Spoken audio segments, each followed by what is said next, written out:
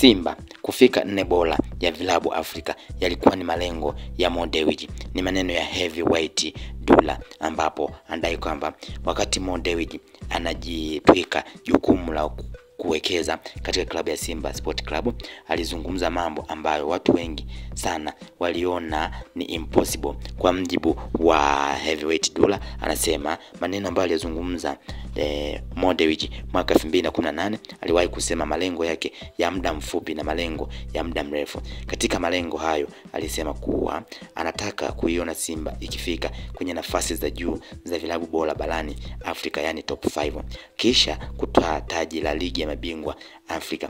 Watu walimbeza sana na kumuita mjanja na kumshambulia kwenye swala la transformation kutokamilika.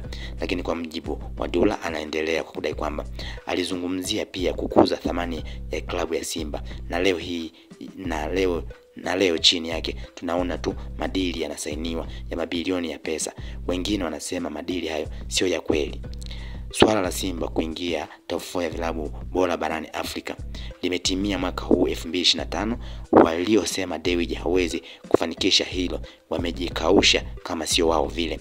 Kwa mjibu wa Heavyweight Dulla, ameweza kueleza kwamba wazee wa medali nao pia walikuwa na ndoto hizo, wakapigwa kisiguswato na Mwarabu wakashindwa, na hapo Simba ikadhihirisha kuwa ni ili kuingia robo finali ya ligi ya mabingwa ni muhimu kuwa na timu bora. Kwa heshima na taadhima, napongeza Mo Dewji kwa kuresimisha soka letu. Aliweza kufunguka kwa kudai kwamba katika malengo ambayo tunaona kwa sasa Simba ambayo yameweza kutimia, lengo la kwanza la Simba lilikuwa ni kuweza kuingia nusu finali klabu bingwa barani Afrika, ambapo kwa sasa wameingia robo finali kombe la shirikisho barani Afrika.